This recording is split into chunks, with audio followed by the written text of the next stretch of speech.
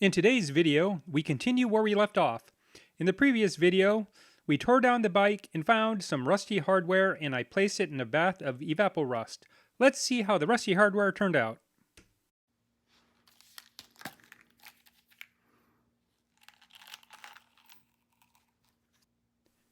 After letting the hardware soak for a few days, I rinsed and dried them off, and I think that they came out really good. On some of the bolts, there are some slight pitting, but all of the rust is gone.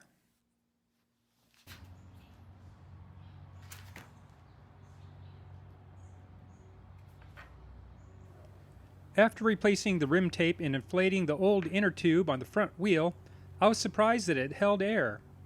A quick check of the wheel showed that it's true and only needed a thorough cleaning.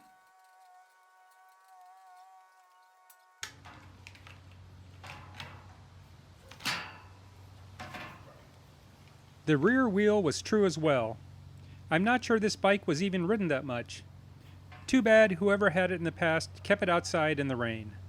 This thing was a rusty mess.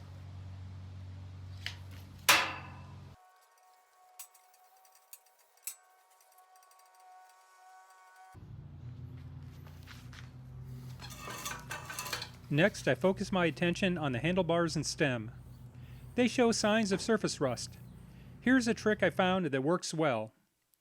You can use a ball of tinfoil and some WD-40 as a lubricant and scrub the surface rust right off.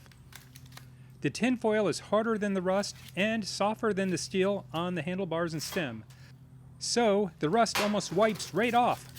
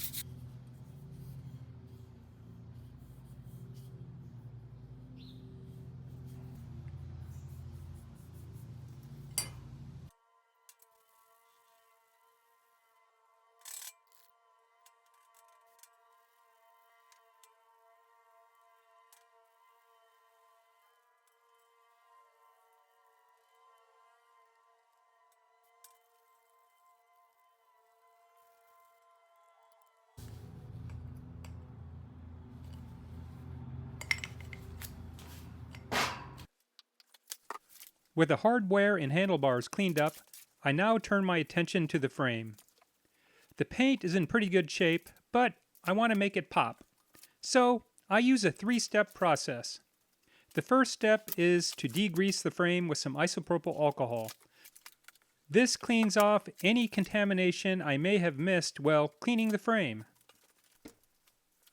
Next, I use a rubbing compound to bring out the original color and remove any surface scratches. This can really make a big difference in the appearance of the bike.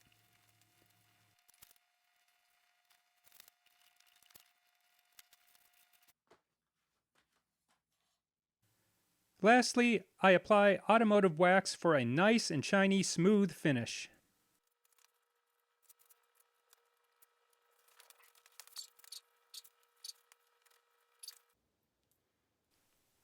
With the bike clean and prepped, let's start the reassembly. I'll start by packing the headset bearings with a generous amount of grease. The grease is essential for smooth steering and to keep rust at bay. Lord knows this bike has seen its fair share of rain and rust.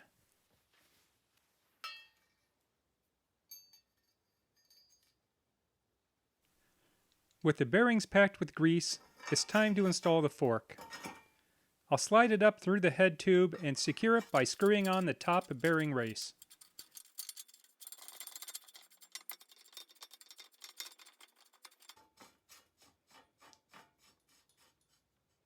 Next, I replace the spacer and screw on the lock nut.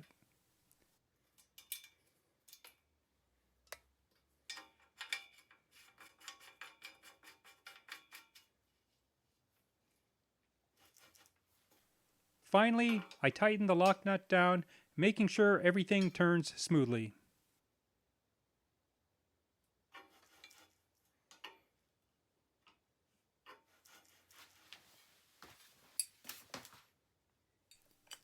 With the fork in place, I can now install the stem. I'll start by applying some grease to the wedge to prevent it from seizing up in the future. Then I'll tighten it down nice and tight.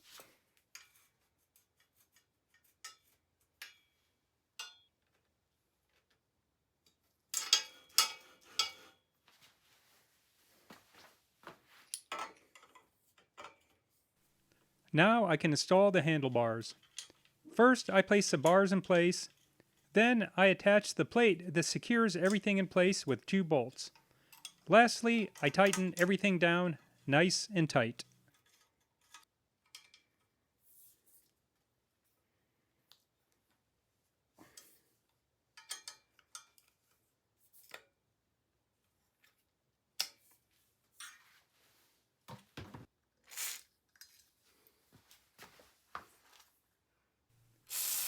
Now we get to the part of the build I've been dreading.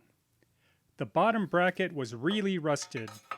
The threads looked like they were toast, especially on the non-drive side. So I bit the bullet and ordered an inexpensive bottom bracket tap in hopes I could save this bike.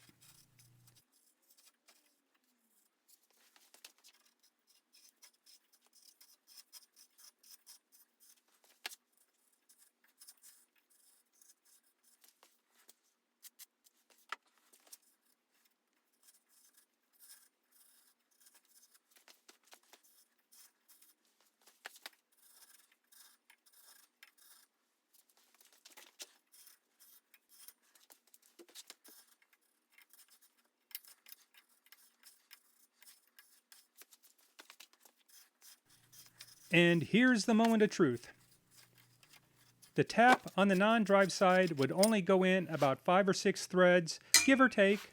I'm not sure that's far enough to get the cup on. I tried on and off camera to get the bottom bracket on, but the threads are far beyond repair. This frame is toast, and the new bottom bracket is now seized halfway in the frame, unable to be threaded in any further or come out.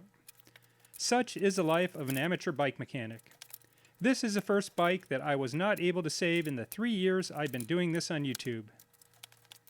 If you enjoyed this video, show that thumbs up button some love, and for more bicycle restoration adventures, make sure you hit the subscribe button.